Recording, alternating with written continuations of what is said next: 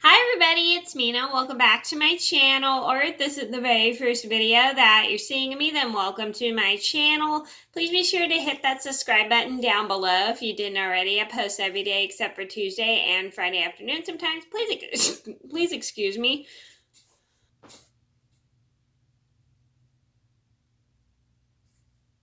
Sorry about that. I had a tickle in my throat, and also I had to close my window because I thought it was a little too bright in here for the camera. Anyway, today in this video, I'm going to talk about my top 5 mistakes I've made while making pom-poms. So this was before I learned how to make pom-poms a lot better and how I made these mistakes, and I started to notice them when a lot of my pom-poms were like falling apart, either because I didn't tie them tight enough or I didn't wrap enough yarn around them, and they looked very messy. So I wanted to make this video to help you guys avoid these mistakes for if you're making pom-poms for your projects, whether you knit or crochet, or you're making pom-poms just for fun. So you can make pom-poms many different ways. Right here I have a pom-pom maker. This is my Boyer pom-pom maker. If you'd like to see my review on it, I'll link it down below. If you didn't see, I'm not sponsored by Boyer, nor am I being paid by Boyer to talk about this product. All opinions are my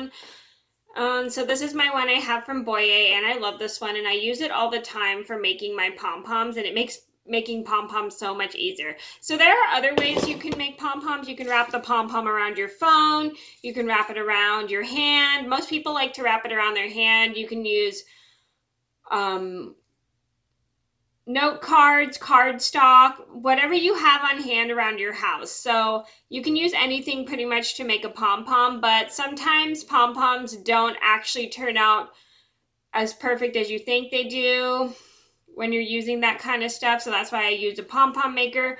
And I've definitely made these mistakes whenever I was making pom-poms or starting out to make pom-poms by hand or whatever I was using to make pom-poms, because they didn't have a pom-pom maker at the time. So I wanted to make this video to help you guys avoid these mistakes in case you've made them. And if you have made them, it's totally okay. Not everybody's perfect at making pom-poms. So I'm gonna get started, and I hope you guys enjoyed the video, and I'm sorry this intro is so long.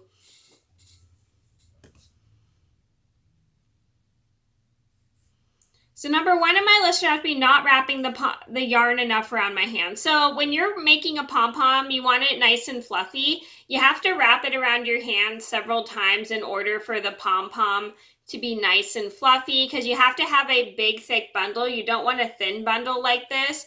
I'll get a piece of yarn to show you guys actually. So here's an example of yarn. I'm just going to use this because it's lying around. If you wrap the yarn around your hand quite a lot, you're going to get a nice thick bundle. So this is what the bundle looks like. This is just a thin bundle, so that's a bundle you don't want for your pom-pom.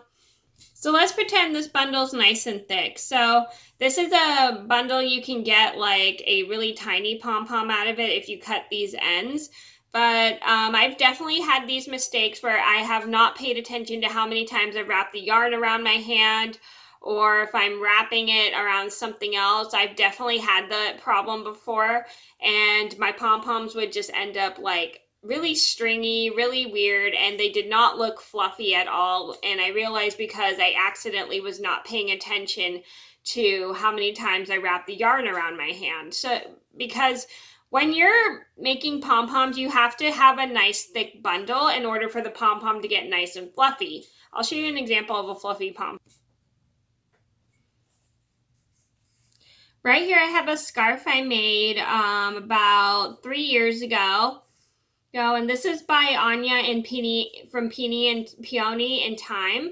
And if you want to see how she made the scarf, I'll link it down below. And then this is one I have made on a hat, and I definitely learned that when you're making pom-poms, you got to wrap the yarn around a few times around your hand or your pom-pom maker several times to get it nice and thick.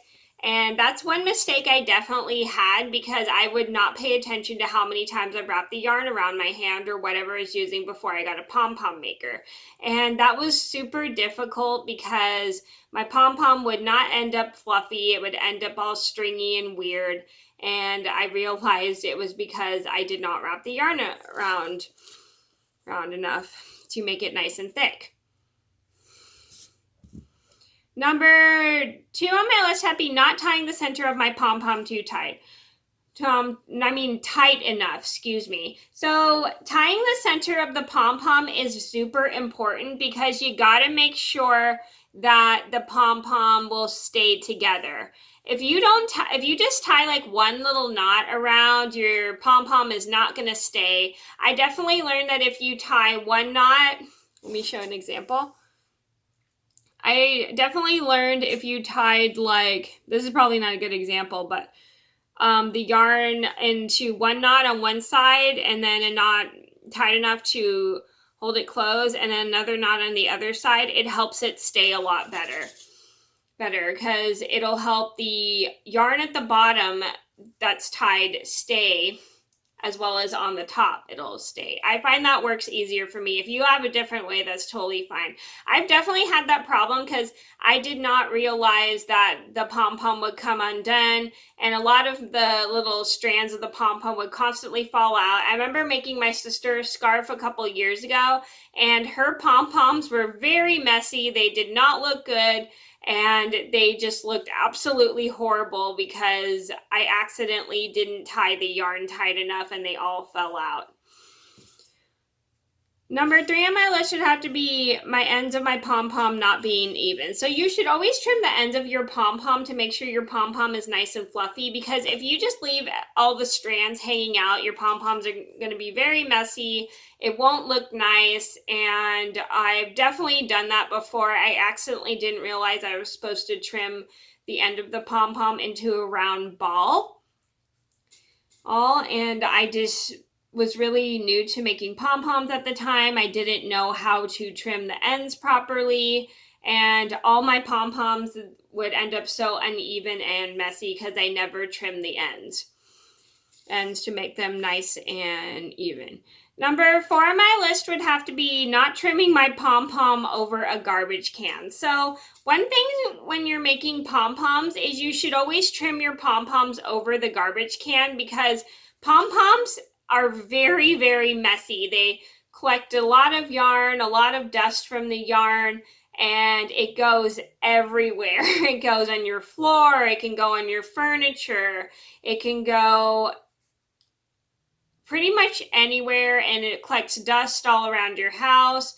So when you're trimming a pom-pom, you should make sure you're trimming it over the trash can so then you don't make a giant mess. I've definitely done that before when I was first learning how to make pom-poms.